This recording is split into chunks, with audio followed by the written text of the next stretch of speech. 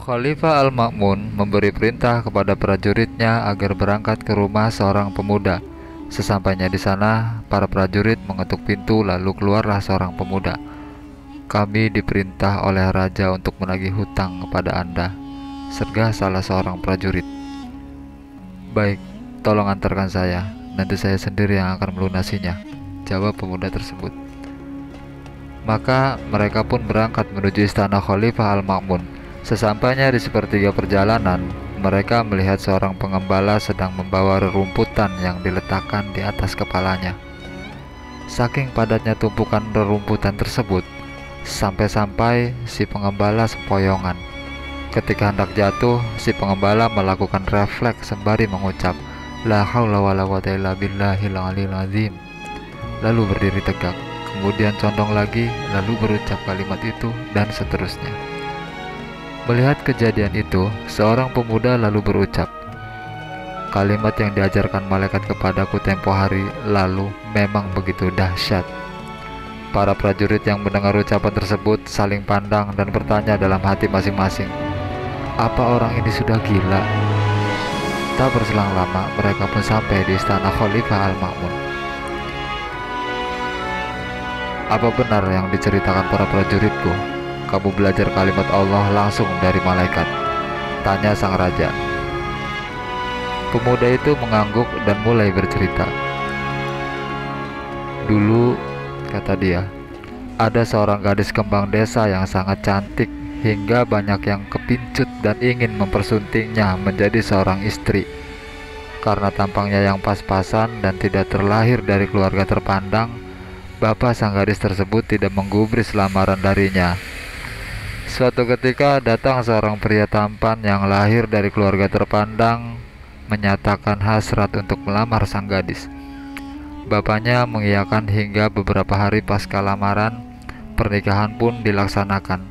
Namun keesokan harinya suami sang gadis ini meninggal dunia. Tak ada yang tahu apa sebab kematian sang suami.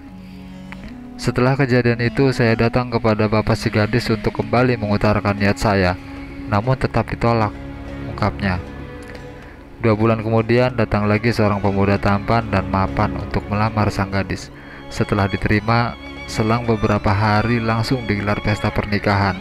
Namun keesokan harinya pemuda ini meninggal dunia juga. Untuk kedua kalinya, ia memberanikan diri melamar namun tetap saja ditolak. Beberapa bulan kemudian datang lagi pemuda yang tampan dan gagah perkasa untuk melamar si gadis. Singkat cerita, ia diterima dan akhirnya menikah, tapi si pria itu meninggal juga keesokan harinya. Pasca kejadian itu, saya kembali memberanikan diri untuk melamar si gadis tersebut. Untuk ketiga kalinya, tambahnya. Melihat kejadian-kejadian sebelumnya, bapak si gadis memutuskan untuk menerima lamaran saya karena sudah tidak ada lagi yang berani melamar anak perempuannya. Beberapa hari digelarlah pesta pernikahan. Saat malam pertama, ketika hendak merayu si gadis, tiba-tiba muncul suara melengking dan keras yang berubah menjadi sosok seram bertanduk berwarna merah. "Apa yang mau kau lakukan, hai pemuda? 3 suaminya yang dulu sudah kuhanguskan. Apa kau masih nekat mau menjadi suaminya?" tanya iblis. "Dia sekarang sudah sah menjadi istriku," jawab si pemuda. "Begini saja, kita buat perjanjian. Setiap hari Senin sampai Rabu, gadis itu menjadi istriku. Kemudian hari Jumat sampai Ahad, ia menjadi istrimu. Bagaimana? Apa kau sepakat?" kata iblis. Pemuda itu menganggukkan kepala, dan berhubung sekarang hari Kamis, mereka berdua tidak boleh menyentuh gadis itu. "Kau akan kuajak ke langit untuk mencari dan mengintip takdir seseorang. Ada perintah dari dukun atasanku," kata si iblis. Singkat cerita, mereka pun berangkat ke langit. Si pemuda pun menutup mata dan ketika membuka matanya, ia kaget karena telah berada di tempat yang belum pernah dikunjunginya. Lalu muncullah bunyi, "La haula wala quwata illa billahil aliyil azim." Sontak iblis kepanasan. Akhirnya mereka berdua kembali turun dan sudah sampai di kamar si gadis. 3 hari pasca kejadian itu, si pemuda bercerita tentang kejadian yang menimpanya kepada si istri.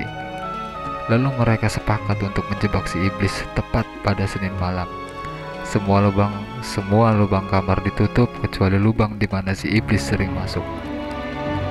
Malam harinya, ketika iblis masuk kamar, si pemuda yang bersembunyi di luar rumah menutup lubang tempat iblis masuk, kemudian masuk ke rumah dan menuju ke kamar. Pintu kamar dibuka dan iblis pun kaget ketika pemuda masuk kamar dan mengunci pintu. Sebelum ia meneruskan pembicaraan, si pemuda berkata keras, "La haula wa la quwwata illa billahil aliyyil azim." Iblis kepanasan sambil meraung. Dibacakan kalimat tadi kedua kalinya, tubuh si iblis menyala dan mengeluarkan asap sambil mencari-cari lubang untuk keluar dari kamar. Diucapkan kalimat yang ketiga kalinya, iblis meraung semakin keras lalu meledak dan menjadi abu.